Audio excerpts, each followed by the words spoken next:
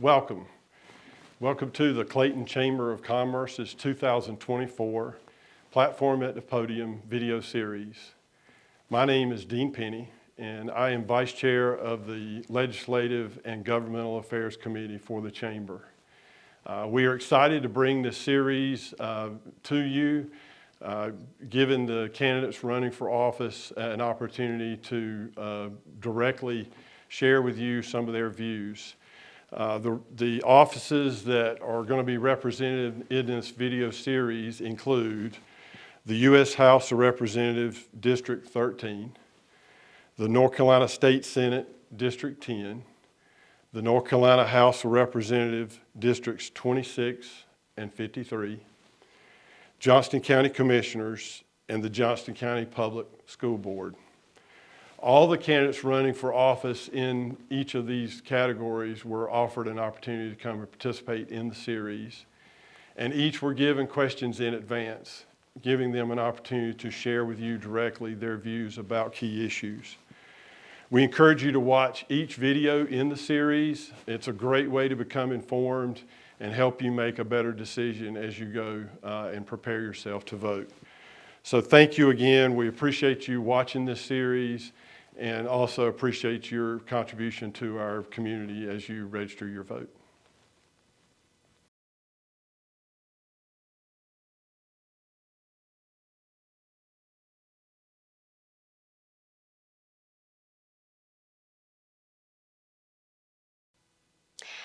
I am Representative Donna White. I represent Western Johnston County in the North Carolina House. I have been serving in that capacity for 8 years, and I would appreciate being able to continue to do that, and that's why I'm here today.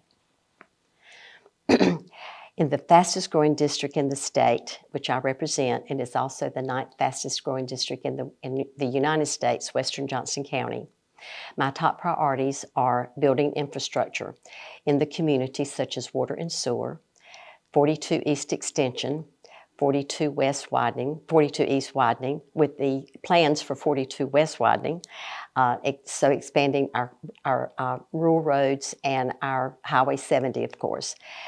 $20 million to the airport, which is the number one general aviation airport in North Carolina, and that all of these accesses increases our ability to have good business. When I was elected to the, and also keeping taxes low. When I was elected to the House, we had a tax rate of 5.75%.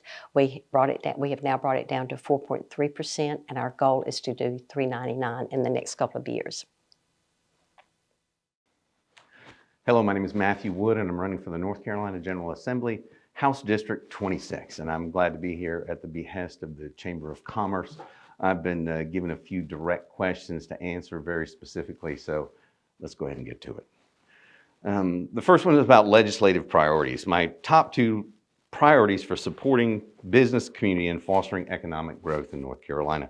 I think first one is workforce development, investing in a workforce that develops the local people who can participate in the economy from both ends as a consumer and as an employee is the most important thing, especially as we are getting loaded up with people. We want everybody in North Carolina to be able to take care of that opportunity. Also, the infrastructure investments, and we're just not talking about the roads, we're talking about upgraded facilities for all of our communities, including our seniors and our kids, through parks. This way, we can truly be a community that is looked towards to move here. Because guess what? That's what I did 25 years ago.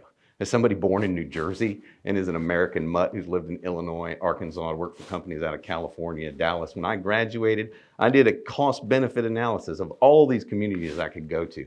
Houston, Chicago, Baltimore, New York. This one's it. We gotta keep it being it by supporting the things that have made it really, really what it could be, what it is now, but a little bit better. So, second question was about small. Hello, I'm Tawanda Shepard, running for North Carolina House of Representatives, District 28. If elected, my top 2 priorities are to expand access to resources and capital for small businesses and to invest in workforce development.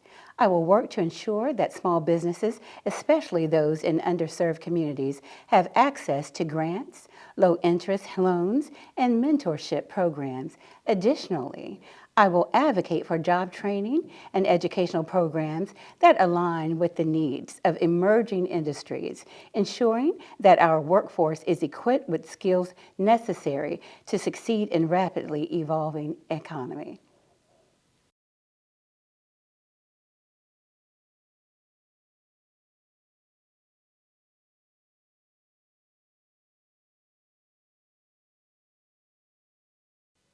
Childcare is one of the most important things for small businesses from the feedback that I get from my small business community.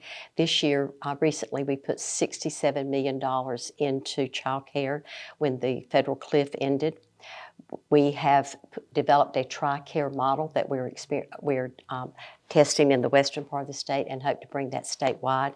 And so I think addressing that child care issue has been very important. I have been endorsed by the North Carolina Free Enterprise Foundation again this session. I received 96.9% rating for my legislation on free enterprise.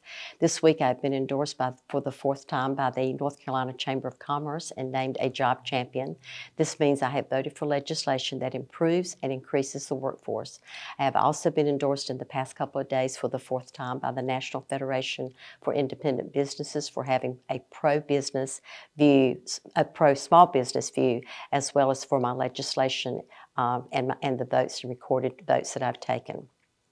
I plan on continuing to collaborate with these and my community to keep passing legislation that encourages small business growth and entrepreneurship, incentivizing workforce value, non-degree programs, and continuing to build the Association for Health Plans. Okay, so small business support.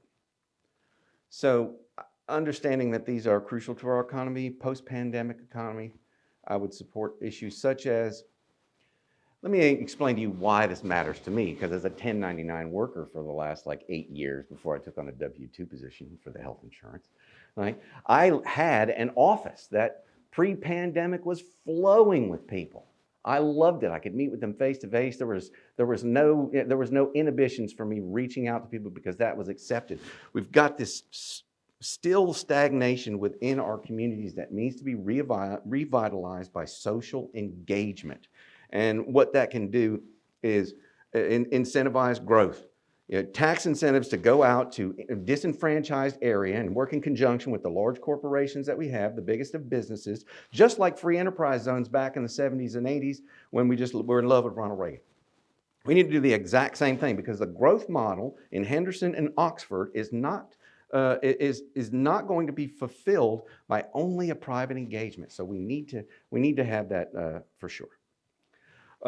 Reducing red tape, simplifying things, and also we need to rebuffet these state agencies, the defunding of the people who help us define what is a sturdy house, which after the storm, we know that regulation is something that has probably saved us a lot of problems. I mean, we have to be conscientious about the way that we're developing, the way that we're incentivizing, and just be smart. But we have to have those agencies there who help the private businesses and small businesses go through those red tape things that are justified. We can't shortcut those things. We can't shortcut building codes. We can't shortcut how light industry uses their chemicals, how they dispose of them. Things like that are very, very important. So we need agency support for those things. So yeah, it's both public and private that needs to be reinvigorated to take care of these issues that are coming up in the future. I would introduce and support legislation that reduces regulatory barriers and increases access to financial support. This includes offering tax incentives for small businesses, especially those that create local jobs, and providing grants and low-interest loans that help businesses recover and grow. I would also advocate for expanding access to affordable health care options for small business owners and their employees. as well as investing in digital infrastructure and training programs to help businesses adapt to the changing economy and compete in digital marketplace.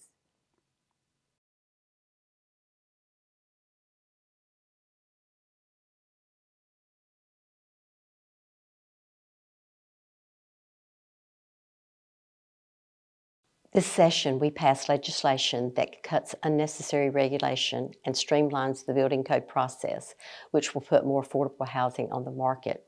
We also created a new council to oversee residential codes and among other changes. Nothing in these new bills have any impact on life and safety concerns. I focus on common sense legislation to help reduce the cost of development while still maintaining safety standards. I voted and passed legislation that helped fund the North Carolina Housing Finance Agency, providing them with $35 million this session.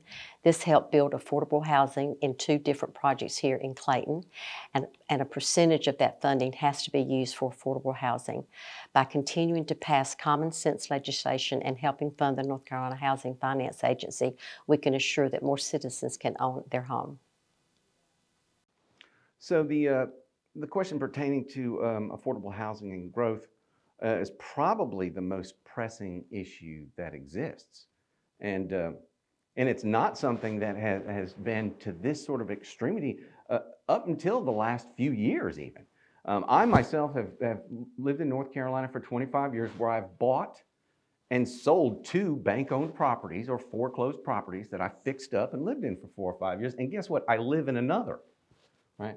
The sorts of opportunities that are available, so that sort of thing, as far as affordable housing, is now gone because, hedge funds buy up houses and jack up the housing rates. So, I mean, I understand the question about regulation and whatever, and I'll get to that. But a fundamental understanding about what the housing market and what's being done to it right now by outside enterprises that are just these huge capital investments, which are taking away from the average person being able to afford a house. I mean, how do you reduce prices? Ain't deregulation and red tape.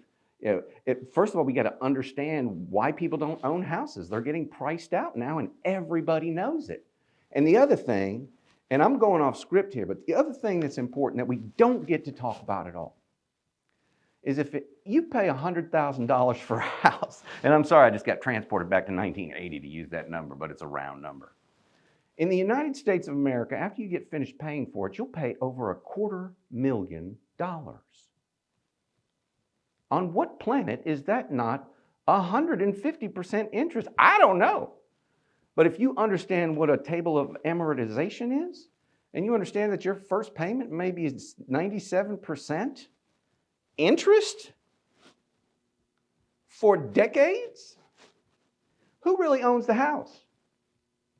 Who really gets to utilize that property? See, I bought houses and was able to realize the equity to fix them up, but guess what? You can't do that anymore. I bought a house in Clayton 6 years ago for $150,000. That was 2,800 square foot on an acre. Look how much equity I bought into. You know how much my roof cost me? Well, 6 years ago when I got a bid, it was 14. This time it was 30. My HVAC was 12. Now it's 28. It's just tearing into your equity. So why are we really arguing about giving us a down payment or the difference between 7% and 5% when nobody ever gets to buy the house? You never get to own it. Why don't we have a state bank that charges a simple interest, even of 15 or 20%, where you got to come down with 15, 20,000? If you move or you default on it, who owns it? The state does. But see, we can't even talk about that because all the subterfuge of other things that are going on and the supporting of an institution which does not allow people to enjoy the American dream of home ownership anymore. So other than these, we got to cut red tape and get the agency strong and have the state legislature who tells us how we can build the houses, do affordable housing. I mean, that's the answer. But the real thing is, what institution are we going to provide that allows people to actually own homes? I would advocate for reforms in zoning and land use policies and offer incentives for affordable housing development. Additionally, I support investing in infrastructure to expand housing areas, promoting innovative construction methods to lower costs, and revisiting impact fees to encourage more affordable housing projects. These actions can help make home ownership more affordable for all North Carolinians.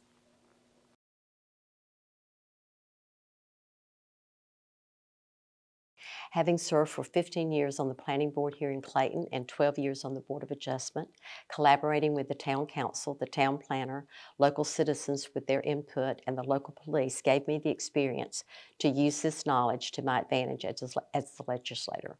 I know just how important public safety is and how conducive it has to be for the business climate. I will continue to use my experience to influence my votes. Within the last 2 days, I have also been endorsed by the Police Benevolent Association for the 4th time. I have and will continue to work with them and seek their guidance to prioritize public safety, as well as I have an ongoing constant relationship with our local law enforcement and meeting with them regularly to find out what needs to be done. The final question was about public safety and the business climate. And this one I actually kind of took to heart. Because on September 22nd of 1993, I was almost killed by someone who wrongfully owned a gun right on the outskirts of one of the most prestigious private colleges in Illinois, Bradley University. But I lived in a poor neighborhood where the gun rules were laxed, and somebody was able to just almost kill me. Thank God it was a big gun from a short distance, because a small one would have just bounced around in my chest and my kids wouldn't exist anymore, right? But what it was that the community that was around me supported me because they treated it like it was a real issue. So when I'm thinking about, well, business and how do we weigh businesses' concerns and safety and all that, what really hits me is considering 2 of my friends, Tommy and Jenny Marshall, lost their daughter Mary in Hedingham to a 14-year-old who rode around his neighborhood with a gun, and one woman he argued with, he shot 36 times. It's not necessarily the business interest that first hit my heart. So I would contend to you that anybody who owns a dime store or the Dollar General or the Amazon, operation out here would hope that in a state where our children kill themselves between 10 and 14 more than anything else, they kill each other between 15 and 17.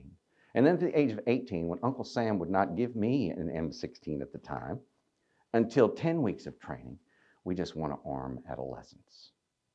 So that kind of hurt my heart. As far as the real question, which my friend Adrian directed me to, how do we mitigate the issues of safety within areas that are right abrupt to social conflict? And where do we find that? Because really here in Clayton, in my particular district, you don't see that kind of thing a whole lot. As a matter of fact, you don't see it at all. We're not worried about society impinging upon business safety and what have you. That's a narrative we don't have to live through. But as we modernize, what we need to do is we need to sort of equal the economic playing field so people won't be so desperate and feel like they need to lash out through property crimes or stealing from their fellows. We need to modernize our thoughts about how people should be treated relative to the business people who enjoy the latitude to do as they want in our communities. So to me, it is about some equity. And as we move on in the future and we really think about the consequences that exist in areas that are not necessarily my district, then really it's a matter of equality under the law. I mean, and we're not shirking that in any way, shape, or form. So I think the upholding of that and dealing with liability issues and other extraneous things that might be attached to a society that impacts a business center or the way it does business, and that's just the execution of public policy, right? And we need officers and enforcement and agencies so people know the laws. So in a way, the way that I misconstrued the question avails a little bit more about the environment that we live in first, and then the businesses that participate in our communities. So that's that. I'm a former law enforcement officer, and I currently sit on a police advisory commission. So I would work to promote strong partnerships between law enforcement and local businesses in the community. I would advocate for investments in community policing and public safety technologies that enhance security while building trust and transparency. Additionally, I would work to ensure that public safety policies do not place undue burdens on businesses, but instead create an environment where businesses feel secure and supported. By focusing on collaboration and communication, we can maintain a safe community that encourages growth, community trust, and strengthens community relationships.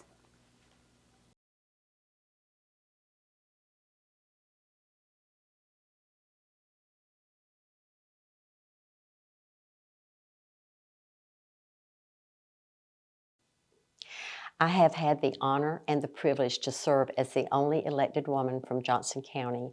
I've been in that position now in Western Johnson County, District 26, in the North Carolina House for the last 8 years.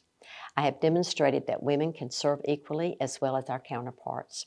It has been a blessing to use my nursing experience to chair health policy and health appropriations and also general appropriations. That leadership role has put me at a table for all the issues that we have discussed today. I would like to continue to bring financial resources to Clayton, $30 million this year, and Johnson County, $40 million just this session. I have the experience, have built the relationships, and know and love my county and district, and I have a proven track record and have been recognized 30 times in the last 8 years as Legislator of the Year for Business, Law Enforcement, Healthcare, Aging, Intellectual and Developmental Disabilities, Transportation, and Child Advocacy. It has been an honor to be a part of this discussion today. Thank you. As a member of the state legislature, the first thing that I would assure that each person has an equal opportunity to participate in the franchisement of voting. Voting is not a game that we play with, nor are the people who are allowed to vote for whom. And in any sort of environment, a democratized, energetic people are so much better off than a frustrated group that don't feel like they are enfranchised.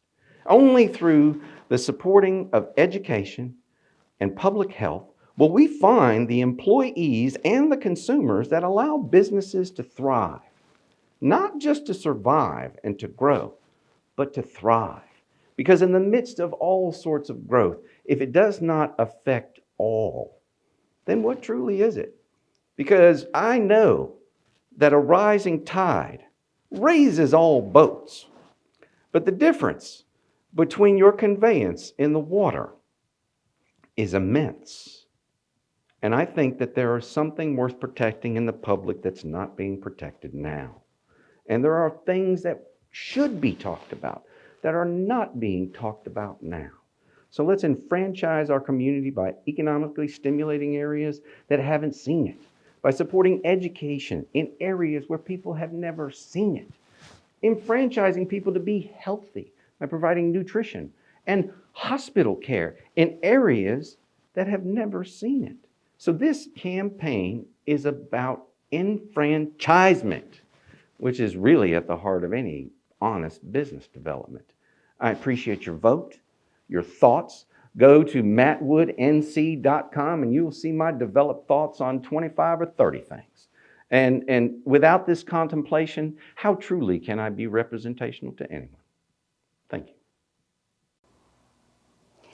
I am passionate about representing the voices of our community and ensuring that Johnson County thrives. With over 30 years of experience in public service and social work, I'm also a pastor. I understand the challenges our residents face and have the skills to advocate for practical solutions in areas like education, economic development, and healthcare access. People should vote for me because I bring a strong commitment to serving all citizens, fostering collaboration, and delivering real results that will benefit our district now and in the future. Thank you.